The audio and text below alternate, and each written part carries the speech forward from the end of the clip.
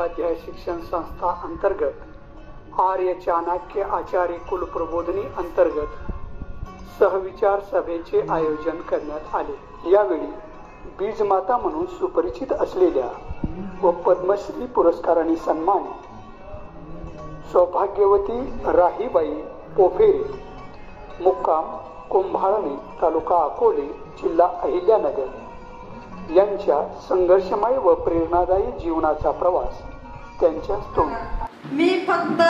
मी जे केलेलं काम आहे आणि जे माझे अनुभव आहेत हेच मी फक्त सांगणार आहे आणि हेच मी सांगत असते, कारण माझं फक्त ज्ञान मातीचं आहे।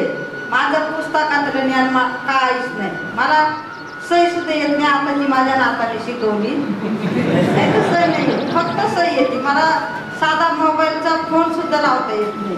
पण मी ही शाळा नाही शिकले, पण निसर्गाची शाळा मी पूर्ण शिकले।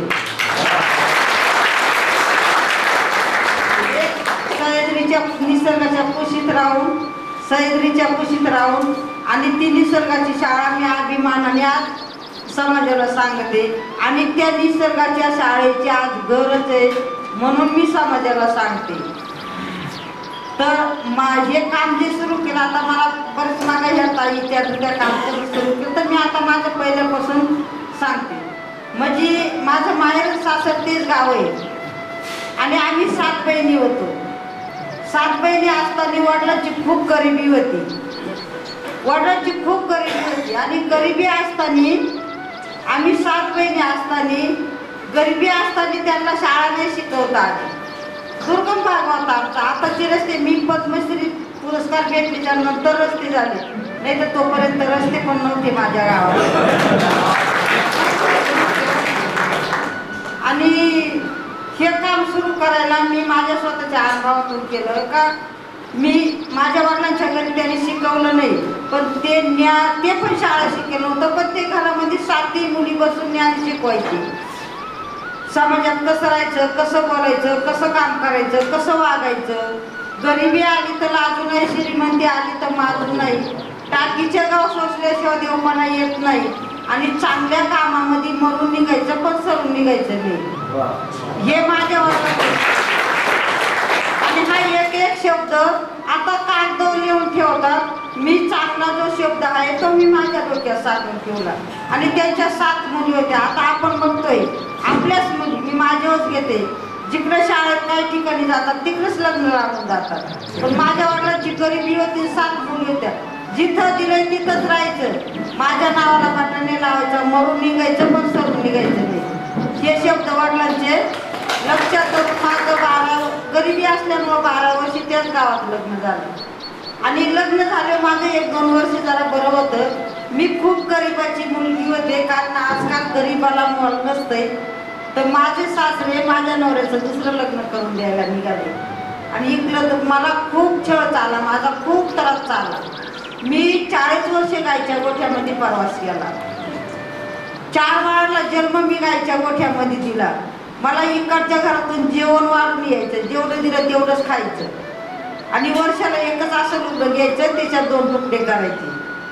मला खूप त्रास दिला, मी सगळा त्रास काढला, पण मी माझ्या वडिलांच्या घरी नाही गेले। जायचे, लईच राग आला तर एखाद 2 दिवस, पण वडिलांना सांगायचं नाही मी राग आले म्हणून, परत मी फिरून यायचे। आणि मी जे गायच्या गोठ्यात प्रवास केला, 4 बाळांना जन्म दिला, तर संध्याकाळची बाळ जन्मलं तर सकाळचं उठून सगळं मी काम केलं। गाय म्हशीचं शेण, 1-1 किलोमीटरवरून 2-2, 3-3 हांड्यानी पाणी, 7 दिवसापासून बाळ पाठीची बांधायचे। 3-4 किलोमीटरवर आमची शेती, तिथं दररोज जायचं, शेतीमध्ये दररोज यायचं। 7 दिवसापासून 4 म्हणजे मला एकीमागे 3 मुलं झाले, मला मुलगीच होईना हो, मला खूप त्रास होता। तरी पण मला 4थ्यानी मुलगी झाली तेव्हा मी थांबली। मला खूप मुलीची अपेक्षा होती। मी धाकला मुलगा कुणाला तरी द्यायला निघाले का हा मुलगा घ्यावा मला मुलगी द्यावा, पण कोण नाही दिली। 4थ्यानी मुली झाली मला आणि मग हे काम करत असताना वडिलांच्या घरी जे जायचं तर वडील म्हणायचं, तू जर मिली ना सासूरवास काढून तर लोक काय म्हणतील का ती सासूरवास काढून मिली, तिचे बाळ उघडे पडले। आणि तू जर आता पोरं घेऊन पुढे गेली ना तर लोक म्हणतील मासली म्हणून गेली. हे माझ्या वडिलांचे संस्कार होते. आणि खरोखर जे आई वडिलांचे संस्कार जपल ना त्याचं कधीही चांगलं होईल. आई वडिलांसारखं दैवत कुठंच नाही आणि कोणीच नाही. एवढा त्रास मी काढला. आणि मग काही दिवसांनी मला लहानपणापासून समाजात चांगलं काम करायची अपेक्षा होती. पण मला कुणासंग बोलून देत नव्हते, कोणाच्या घरी जाऊन देत नव्हते. मी काय समाजात काम करणार आहे चांगलं ही माझ्या मनाची अपेक्षा. ऊसतोडी कामदार होते. मग काही दिवसांनी माझ्या मोठ्या मुलांनी 10वीची शाळा सोडली ना तेव्हा मला समाजात काहीतरी काम करता येऊ लागलं.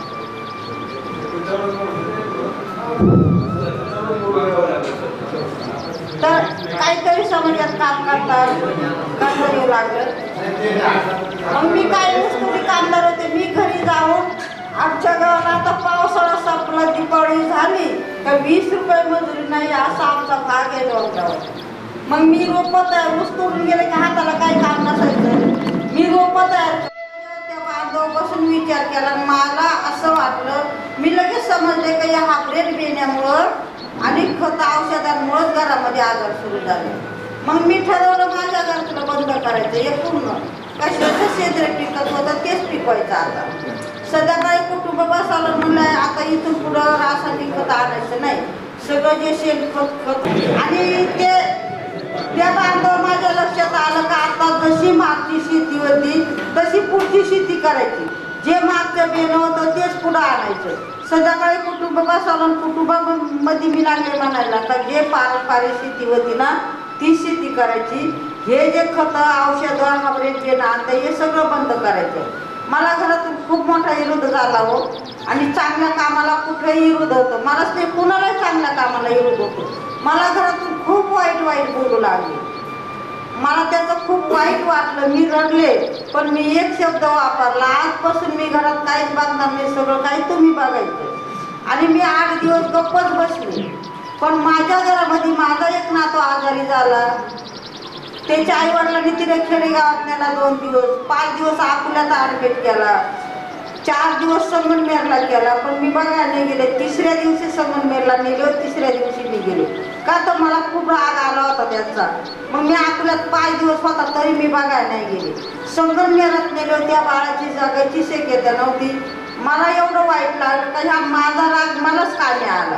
का तर मी त्याच्याकडे दुर्लक्ष केले. ते बाळ मी घरातच नीट केलं असतं. पण दुर्लक्ष केल्यामुळं तिथून 4थ्या दिवशी नाशिकला पाठवलं. तिला 2च दिवस होतं. 2 दिवस होतं पण 2 रुपये 1 रुपया सुद्धा जवळ राहिला नव्हता दवाखान्याला. गळ्यामध्ये एकच मंगळसूत्र 2 मणी होतं. ते नाशिकमध्ये मोडलं. तिथून ते बाळ मुंबईला न्यावं लागलं. मुंबईला नेल्यावर तिला 1.5 महिना दवाखान्यात होतं. पण त्या टायमाला 1.5 लाख रुपये लागले. 3 महिना अन्न नाही, पाणी नाही, फक्त सलाईन एवढेच होतं. आणि मग 1.5 महिना घरी आणल्यावर मला पिकाची शेती गहाण ठेवावी लागली. पण मुंबईला नेल्यावर मला लोकांनी काय नातेवाईकांनी भरपूर मदत केली. नंतर एवढं फिरत गेले ना, नातेवाईकांनी पैसे दिले, काही लोकांनी पण पैसे दिले. मला बिन मागितलेचे पैसे दिले काही लोकांनी त्या बाळासाठी. मग घरी आल्यावर मला पिकाची शेती गहाण ठेवावी लागली. आवताचे बैल विकले, दुधाच्या म्हशी होत्या तेवढ्या विकल्या, 4-5 शेळ्या होत्या त्या पण विकल्या. पण लोकांचे पैसे मी दमादमाला देऊन टाकले. हा परिणाम माझ्या स्वतःच्या घरात घडला. म्हणून माझं कुटुंब मी सांगितलं तसं ऐकायला लागलं. तिथून पुढं मग मी काही बी माझ्याकडे होतं, काही बी मी गोळा केलं. त्या वर्षी मला जे बालपणचं दिसत जुनं ना ते मी गोळा करायला. कोणाकडून एक आणलं, कोणाकडून 2 आणलं, कोणाकडून एवढे दाणे आणले, त्याचा वारवा केला. आणि सेंद्रिय पद्धतीनं माझी शेती मी गावठी बेणं सेंद्रिय पद्धतीनं पिकून खाऊ लागले. तर माझ्या घरातले आजार हळूहळू कमी झाले. मी नातेवाईकांना सांगायचे, बचत गटाला सांगायचे, तेव्हा पण लोक मला वेडीच म्हणायचं. मला चांगलं कोणीच म्हणना. काहीतरी सांगती, काहीतरी बोलती, काहीतरी मनाला हे करते. मग असं काम करताना हे रोपांचं काम त्या टायमाला मी करायला लागले. मग मी माझ्या पुरतं केलं सुरू. मी कुणी करा अगं नका करू. आणि बाईक संस्था तिथं आले, मी त्यांच्या मार्फत रोपं देऊ लागले. आणि मग रोपं निमित्त त्यांची माझी ओळख होती. पाऊस पडून गेला होता, थोडं घरच्या पुरतं मी भरून अशी टोकरी भरून मी शेतात लावायला आले होते. मी अजून शेतामध्ये काम करते. मी काल मागणीचं रोप लावून आली. म्हणजे मी हे जे मेन काम आहे ना, हे मी उभी राहिले तर मी हाताना करेल तेव्हाच त्या पोरं करून घेईल. आणि मग मी चालले होते बी लावायला, माणसं गेले होते शेतामध्ये, मी मागं होतो. ते साहेब आल्यावर रोडच्या कडाला घरे ते आल्यावर मी मागं फिरले, डोक्यावरची टोकरी खाली उतरले, लागले गप्पा मारायला. मग त्यांनी मला विचारलं असं बोलता बोलता, मावशी कुठं चालत? म्हणजे पाऊस पडला, चालली शेतात बी लावाय. ते म्हणजे कशा कशाच्या नावं सांगत त्यात म्हणले, एवढे कुठं सर तुम्हाला नावं सांगू मी. मग मला त्यांनी विचारलं हे कोणत्या बाजारातून आणले? म्हणजे बाजारचं नाही, पारंपरिक घरचं आहे आणि जुनं आहे. ते मला म्हणतात लोक नवीन आणतात, नवीन करतात, तुम्ही का जुनं ठेवलं? मग हा थोडासा अनुभव मग त्यांना सांगितले होते. गेले ते तिसऱ्या दिवशी परत आले. ते मला येणार होते पण माहीत होते मी राखीतून असं मोठ्या प्रमाणात बी चाळीत होते पेरायला. मावशी हे काय करताय? म्हणजे पारंपरिक आम्ही राख्यामध्ये ठेवतो बी. मग राख्यामध्ये ठेवल्याने 3 वर्ष याची उगवण चांगली होती आणि खाण्यासाठी 10 वर्ष ठेवलं तरी जशी तसं राहतं, त्याची चव पण बदलत नाही. मग हे म्हणे ते बोलता बोलता म्हणे मावशी का जर एवढं न्याने तर मग हे जगासमोर न्या पाहिजे. मग त्यांनी काय केलं, वटीवर बसले सगळं विकायला सांगितलं बाहेर. त्याचे नाव विचारले, त्याचे वैशिष्ट्य विचारले, 125 वाद त्यांना भेटले. आणि मग तिथून पुढं त्या साहेबांनी मदत दिली आणि जगासमोर काम केलं. पण जगासमोर न्यायला असं केलं का आज लोक म्हणतात गावठीला पीक नाही, गावठीला उत्पन्न नाही. मग मी माझ्या शेतामध्ये सगळं बचत गटाच्या महिला बाहेरून आणून दाखवल्या. एका गाडीला किती फुटो होतं, एका बीपासून किती बी तयार होतोय, एक बी लावले ना एका दाण्यापासून किती दाणे तयार होतात हे मी माझ्या स्वतःच्या शेतामध्ये करून दाखवलं. बचत गटाच्या महिला यायच्या, शेतकरी गट यायचे बघायला. मग का आपण म्हणतो गावठीला पीक नाही, पण गावठी एखाद्या सावतर मुलासारखं आपण आज बाजूला काढून टाकलंय. पण गरज आता त्याचीच आहे, त्याचीच गरज आहे. मग हे बी करत असतात त्यांनी मला असं सांगितलं. मग त्यांनी मी हे गावरान बी गोळा केलं आणि लावलं. पण ते मला लागले विचारायचं. मग मी म्हणले तर याच्यामध्ये गावठी भात लावले. मग जे लोक जास्त बचत गट आणू लागले ना, मी 4 जाती गावठी भात लावले, 4 जाती हायब्रिड भात लावले. रासायनिक खत कशालाच दिलं नाही. पण जे हायब्रिड होते त्याला लोंबी सुद्धा आली नाही. का नाही आली तर त्याला रासायनिक खत नाही दिलं म्हणून. आणि जे गावठी होते त्याला दाणे आले. मग का आपण म्हणतो गावठीला उत्पन्न नाही? पण गावठीची उत्पन्न घ्यायला आपण माती चांगली ठेवली नाही. मातीच नाही चांगली तर ते पीक येईल कुठून? हे प्रयोग मी माझ्या स्वतःच्या शेतात करून दाखवलं, स्वतःच्या घरात करून दाखवलं. एक कारलीच्या बीपासून या 5 किलो बी केलं तयार. फक्त का भाजीपाला नाही विकत, घरातली भाजी खाऊन 5 किलो बी तयार केले. का आपण म्हणतो गावठीला उत्पन्न कमी? पण गावठी जे आहे ना आपलं जुनं ते सोनं हे आपण ठेवलंच नाही. आणि हा विचार तुम्ही घराघरामध्ये करा. आज घराघरामध्ये आजार सुरू झाले. आपले पहिले 10 किलोमीटर 20 किलोमीटर लोक 50 किलोचा बोजा घेऊन चालायचे. आणि आता 5 किलोची भाजीपाला जर पिशीत घेतला तर रोडच्या बाजूला आले तर लगेच रिक्षा पाहतात नाही का. मग तेव्हा 105 वर्ष माणसं जगत होते, 110 वर्ष जगत होते आणि आता 50 ते 60 वर्ष येत नाही. मग का आपलं आयुष्य का कमी झालं हो? आता तर भरपूर खायला भेटत आहे, भरपूर सुविधा आहेत नाही का. मग का आयुष्य कमी झालं? पण आज आपण काय खातोय हे आपल्यालाच कळत नाही. पण मी सांगते ज्याच्यात चमक आहे त्याच्यात धमक नाही. जे दिसायला चांगलं ते आरोग्याला आणि आज जे आपण खातोय ना हे सगळं आरोग्याला घातक खातोय, सगळं घातक आहे.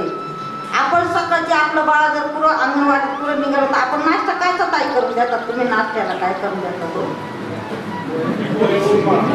पोहे. हा उपमा चांगले म्हणायला, पण पोहे ते काय आता मॅगी निघाले, कुरकुरे मुरमुरे हे आपण कसं बनवते हे आपल्याला माहिती आहे का? नाही माहिती. मग आपण का आपल्या बाळाला द्यावा? मग आपले बाळ ते कुरकुरे मुरमुरे सोडून गेले, ताकदच ते राहिले ना त्यांच्यामध्ये. मी एक शब्द सांगते, मी खरंच हा सत्याचा सांगते शब्द. आणि आपल्याला आता आपण गावात दुसऱ्या गावाला जाऊन कामं केले. बाजरी कापा पहिल्या महिन्याला गेला ना, अशा मोठं कणीस पाहिजे, असं दाणं चोळायच्या, त्या फुटून खायच्या. थोडं म्हाताऱ्या माणसाला असं माहिती ते कणसाचे फकं मारल्या, पण ती बाजरी इतकी गोड लागायची ना, का लय गोड लागायची, म्हणून त्या महिला खात होत्या. ना आताची बाजरी अशीच कुठं तर ती चक्की दळत नाही. म्हणजे जे आपलं खाद्य ते आपल्याकडं राहिलंच नाही. आपली ज्वारी, बाजरी, भात, नाचणी, वरई, राळा हे तर कोणाला माहीतच नाही. आणि आता बाजऱ्या पिकत होती ते नाही, आता नुसती सोयाबीन, तूर, जास्त करून तर सोयाबीनच झाली. पण सोयाबीन कोणी खाईल का? सोयाबीनची भाकर करू का, भात घालून खाईल कोणी? नाही खाणार. मग नुसतं सोयाबीनचं तेल गळतंय, आपण नुसतं तेलच पिलं तर आपलं पोट भरल का? नाही भरणार. मग आपलं जे खाद्य आहे हे आपण केलं पाहिजे ना. आता निघाले निश्चित चायना, त्या चायनाचे नावं पण मला सांगता येते नाही. चायना पोगो, चायना पुलो, चायना काय काय काय काय नाही का. आणि आपली घरदाणे हे गेलं, आपलं काय खाते भाजीपाल्यामध्ये की याच्यामध्ये तूर आहे, मठ आहे, मूग आहे, उडीद आहे, कारळ आहे, हे आता राहिलंच नाही. निश्चित चायना जो शेतकरी आता याच्यात काही शेतकरी आहेत का नाही मला नाही सांगता येणार. इकडं आहे का नाही चायना, पण काही भागांमध्ये मी पाहते जिकडं चायना पिकत नाही तिकडं खायला बाकी पीक भेटते बरं का. जरी नाही पिकली तरी पण जो शेतकरी चायना पिकतोय ना तो कधीच भाजी खात नाही स्वतः. त्याला माहिती आहे आपण याला किती विषारी औषधं मारेल व्यक्ती. आणि आमच्यासारखं कधी गेलं तर असा तोंडाला पदर लावून त्या बांधावरून जातात. पण आपण बाकी भरपूर घेऊन किती महागाची असते ती घेऊन टाकतो.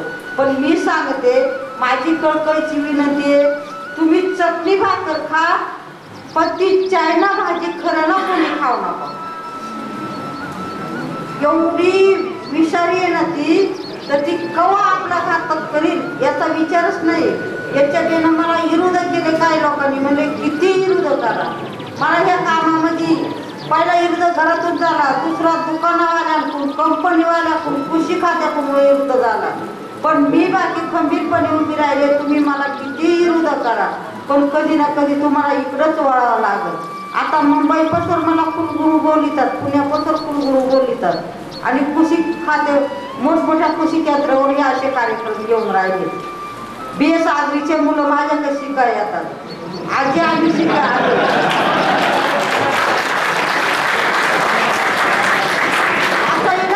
शिकेल नाही तर BS आगरीच्या मुलांना काय शिकवणार आहे? नाही तुमचं ज्ञान, तुमचं नॉलेज. मग मी पहिली एक झोपडीमध्ये काम केलं. आता चंद्रकांत दादाने मला मोठी बँका बांधल्या, अशी मी बसते त्या मुलांना.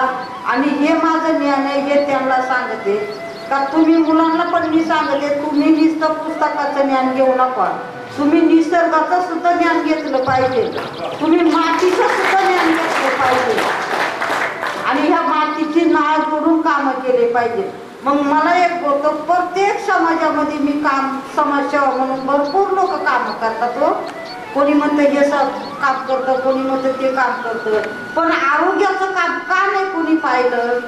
आरोग्यावर का नाही कोणी काम करीत? आरोग्य हे प्रत्येकाचं आहे ना, लहान मोठ्याचं आरोग्य आहेत ना. मग हे आरोग्याचं काम सुरू केलं पाहिजे ना. मग याच्यासाठी आपण काय करायला पाहिजे? आपली माती चांगली ठेवली पाहिजे. ती अन्न देती माता आहे, तुमची आमची सगळ्यांची अन्न देती माता आहे. आपल्याकडं पैशाचं एवढे घर भरेला असला ना तर कोण पैसा खातं? कुणी दळून खाईल का त्या पैशाला? नाही खाणार. ही अन्न देती माता आहे ना, ती अन्न देईल तेच आपण खाणार आहे. मग अन्न देती माता सगळ्याची. मग तिचं आरोग्य जर चांगलं असलं तर ती चांगलं अन्न देणार आहे. माती चांगली तर अन्न चांगलं, अन्न चांगलं तर आपण चांगलं, आपण चांगलं असलं तर पुढची पिढी चांगली राहणार आहे. हे बाकी तुम्ही लक्षात धरा, नाही तर पुढच्या पिढीला काहीच शिल्लक राहत नाही. मग मला तर वाटतं प्रत्येक गावात एक रायबाई तयार झाली पाहिजे.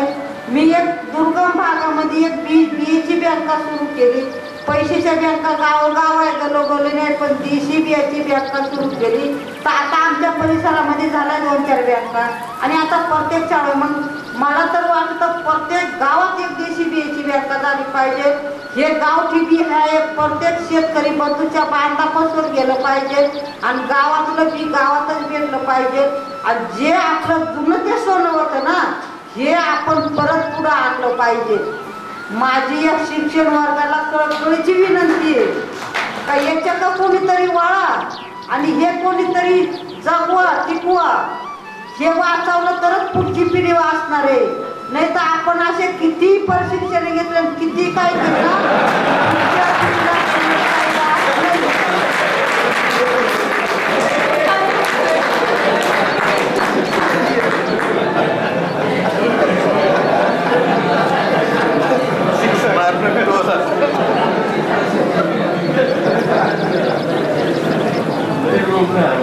ही माझी खऱ्याला कळकळीची विनंती वागायचं नाहीये. आपली माती अति संपत चालते. माती मी मला हे मुख्यमंत्र्यांनी उत्तर दिले बरं का. आता इथं तर नाही, मुख्यमंत्र्यांनी भेटले तर इथं काय भेटतं. आपण आजारी झालो एखाद्या हॉस्पिटलमध्ये जातो, एखाद्या दवाखान्यात जातो, आपण तिचे उपचार करतो नाही का. ही माती जर संपली तर हिला आपल्याला कोण डॉक्टर भेटणार आहे, कोण वैद्य भेटणार आहे सांगा ना. मातीला कोण डॉक्टर भेटणार आहे हे खरंच मला कोणीतरी सांगून द्यावा. नाही भेटू शकत मातीला डॉक्टर. मग आपण का तिला का धोक्यात गाडी द्या. आपण तिच्या कितीतरी औषधं मारतो, कितीतरी तणनाशक मारतो तिचं. आपला जीव आपणही जिवंत आहे आणि एक तर गावात वाढेल असलं ते पण जिवंतच आहे ना. फक्त एवढंच त्याला बोलते. त्याच्यावर तणनाशक गुरगुर फवारते. तणनाशक तिसऱ्या चौथ्या दिवशी जळून जातं हा. आणि ते अन्न आपण खातो. मग आपलं आरोग्य चांगलं राहील का. नाही राहणार. मग आज म्हणलं आरोग्याचं पान हे जर आम्ही आज काम केलं, हे जर टिकवलं तरच पुढच्या पिढीला भेटणार आहे, तरच पुढच्या पिढीला शिल्लक राहणार आहे. नाही तर पुढच्या पिढीला काहीच माहीत होत नाही. मग मी अशी शाळेवर जाते कुठे. आता इथे शाळेला जागा आहे ना भरपूर, गेट आहे ना. इथे फुलाच्या झाडं लावल्या जातात आहे ना, शोचे झाडं लावल्या जातात. मग त्याच्यातून भाजीपाला करायला शिकवा ना तुम्ही मुलांना. गेटवरून गेटवर किती लावा ना. अहो मुलं त्यांना चांगली भाजी खायला भेटेल आणि ते पुढचं सुद्धा त्यांना माहिती होईल. आणि काही ठिकाणी शाळेवर माझ्याकडून बी नेलंय, त्यांनी तो गेटवरून गेटवरगी लावलंय, मधून भाजीपाला लावलाय. ते मुलं मला फोन करतात, आजी तुमच्याकडून बी आणलं, आम्ही लावलं आणि तिची आम्ही भाजी खातोय, पण बाजारातून आणली ती चव वेगळी आणि आम्ही बनवलेली ही चव वेगळी नाही का.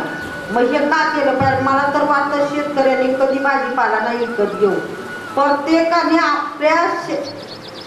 प्रत्येकाच्या शेतात परसबाग पाहिजे, प्रत्येकाच्या दारात किचन गार्डन पाहिजे आणि आपल्या बाळाला विषमुक्तच भाजी डब्याला आली पाहिजे. माझं तर हे म्हणणं आहे. मी म्हणते तुम्ही आता मी एखाद्या मोठ्या हॉटेलमध्ये जाते जेवायला, आता बघ 4-4, 5-5 दिवस बाहेर गेले मग जावंच लागतं. मी गरीब डबा आणते तरी पण मी 2 दिवस तो डबा खाते लांब असलं तर, पण तिसऱ्या दिवशी खावंच लागतं. मला तर ते एक ताटं 10 वाट्या, मला तर त्याच्यात एकही आवडत नाही हो. एक आवडत नाही, लोक बसावंच खातात. आता माझं पुण्यामध्ये एक कार्यक्रम होता, अजून 15 दिवस नाही झाले, लय मोठा कार्यक्रम होता. लय हाय फाय हॉटेल असे 4-4 खुर्च्यांमध्ये जेवायचं. आता आम्ही मुक्कामाला गेलो होतो माझ्याबरोबर, तेव्हा साहेब होते एक ड्रायव्हर, आम्ही 3 जण बसलो होतो. मी ऐकून तांदळाची भाकर होती, त्याच्यावर चाईची भाजी होती. आता इथं चाईची भाजी सगळ्यांना माहिती नसेल. मॅडम सोडला बसले खायला त्या टेबल, तिला जे नाही ते होतं, सगळं होतं.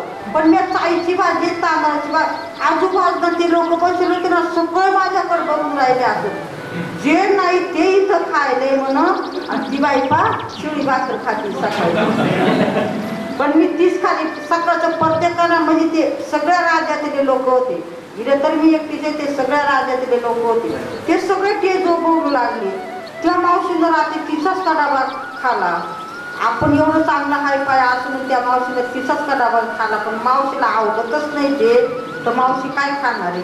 मी हॉटेलमध्ये गेले तर फक्त ज्वारीची भाकर, बाजरीची भाकर, नाही तर चपाती आणि लोणचं, कच्चा कांदा आणि हिरवी मिरची, हे माझं हॉटेलमधलं खाणे. मला कधीच ती पावभाजी शेवभाजी कधीच नाही आवडत. मला कच म्हणजे तू सवय लावली. 10 वर्षापासून बाहेर फिरते, पण मला नाही ती खायला सवय लागत नाही. आता तर लागणारच नाही. आणि एक मी सांगते, आपला वाढदिवस असल्यावर तुम्ही काय करतात हो, तुम्ही गुरु, आता सर म्हणतात पहिले मुलं गुरुजी बनायचे नाही का, तरी तसे तुम्ही सगळे माझे गुरुजी बनवण्याचे. मी आज गुरुजी म्हणून विचारते, वाढदिवस असल्यावर आपला वाढदिवस साजरा करायचा, आपण काय करावं, काय करतात तुम्ही, एवढं मला सांगा ना.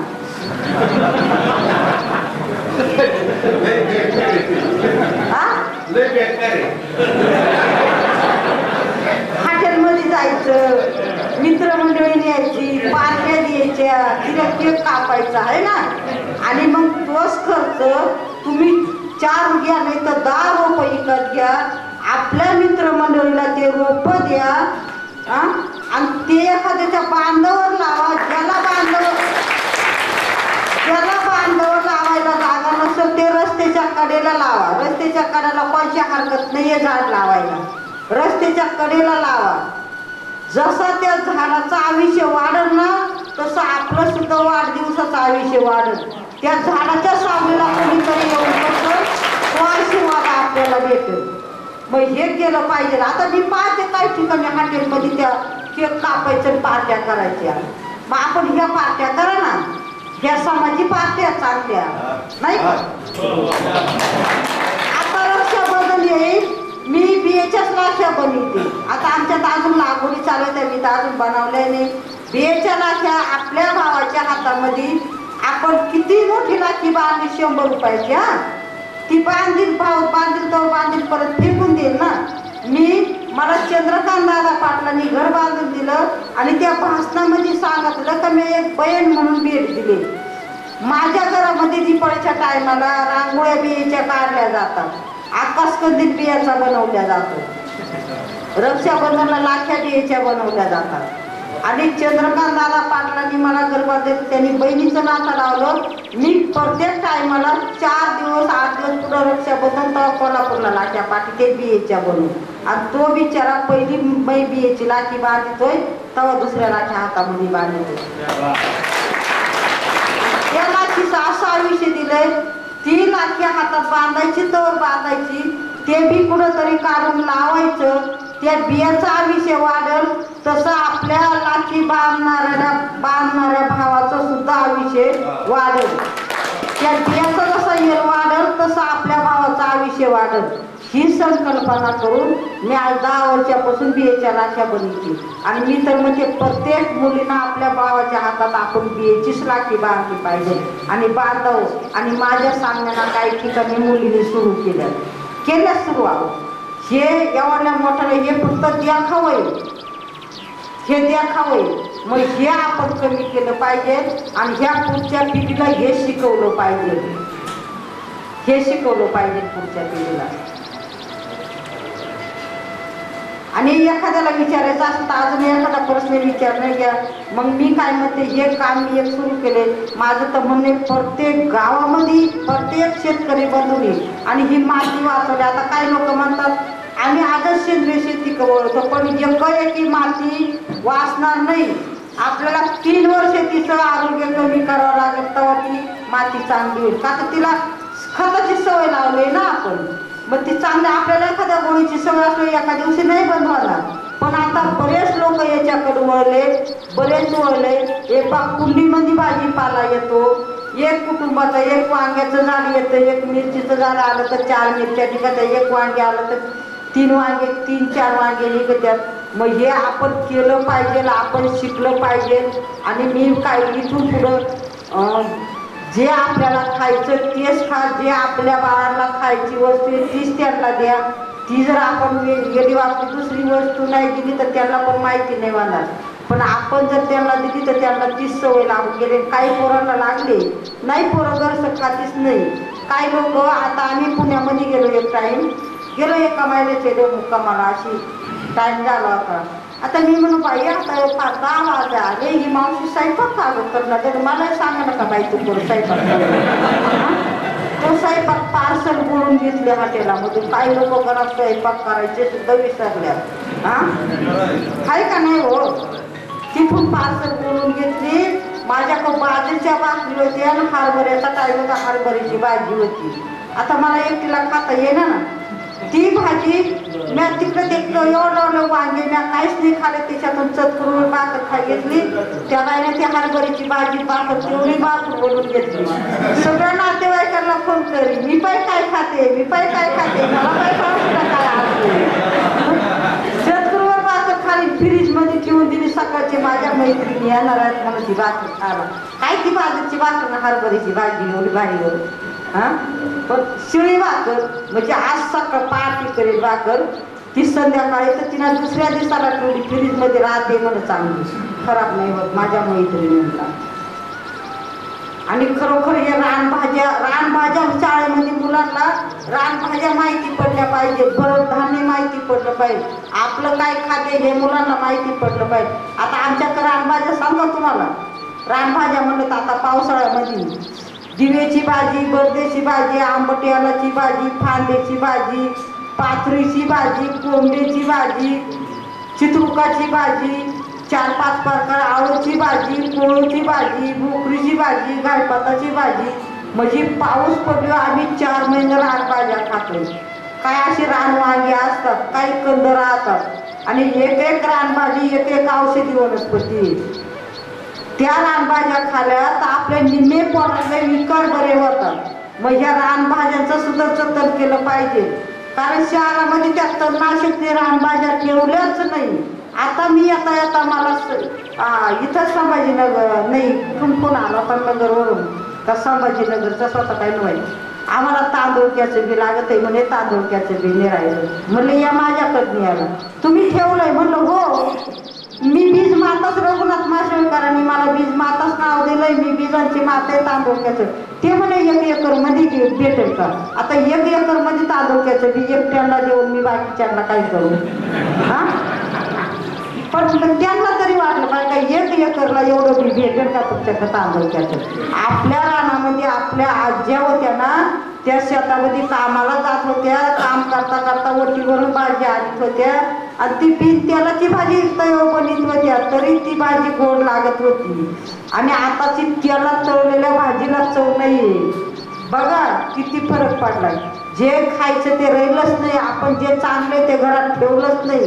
पहिले लोखंडाचे तवे होते नाही का, तांब्या पितळाचे भांडे होते, त्याच्यातून आपल्याला लोह भेटत होता.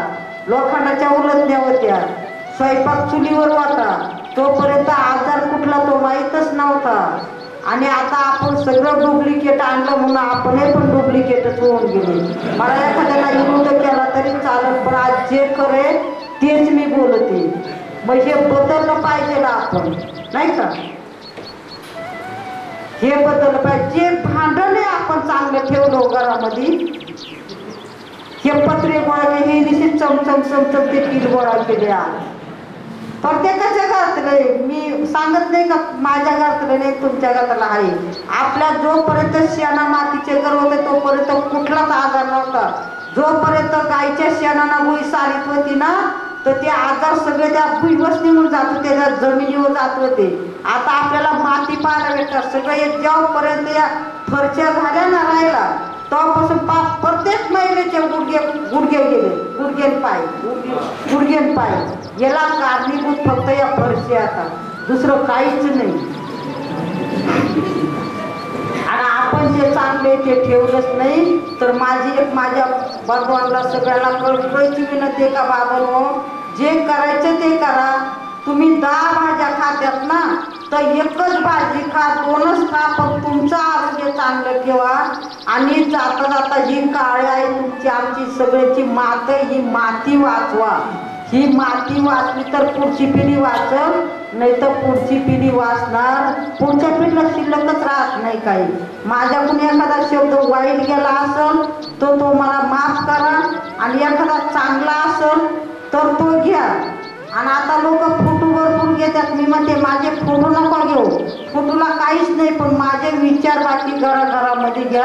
एवढी माझी विनंती. प्रश्न विचारायचा असेल तर विचारा. आता प्रत्येक शेतकऱ्यांनी मुलांनी सुद्धा सांगायचं, जो माणूस शेतकरी असला त्यांनी गावरान गाई पाहिजेलच. गावरान गाईचं मी विचारले, प्रत्येकाच्या दारात गावरान गाई पाहिजेलच. कारण गावरान गाईच्या आता इथे पुढचं नाही बोलत, पण एक लक्ष्मी म्हणून आपल्या दारात पाहिजे असले काय म्हणून. घरामध्ये माय पाहिजे आणि दारामध्ये प्रत्येकाच्या गाय पाहिजे. ज्याला मायची गरज आहे ना त्यांना दारामध्ये एक गावरान गाय बांधलीच पाहिजे. तर त्या ह्या रानभाज्या ही आपल्याकडून मिळू शकेल का? कारण आम्ही भेटेल, पण आता मी इथून मागं नाही ठेवलं, आता ठेवायला सुरुवात इथं. आणि आता रानभाजी म्हटलं तर तांदूळ का हिरवा माठ लाल माठ हे माझ्याकडे आहे.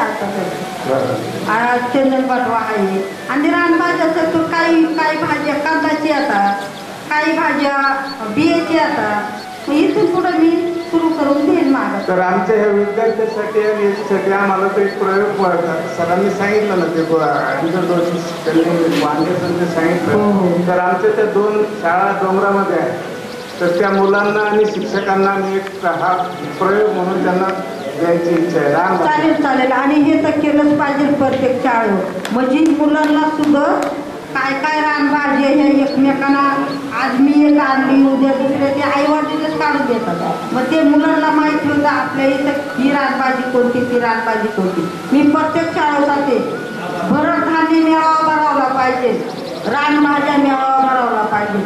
कारण हे कार्यक्रम मी स्वतः घेते. का बाहेरून लोक बघायला येतात ही भाजी कशाची ती भाजी कशाची, एकमेकाला माहिती होती. तिच्यातून भरड धान्य सुद्धा एकमेकाला माहिती होतं. मग हे कार्यक्रम नक्की घेतलंच पाहिजे.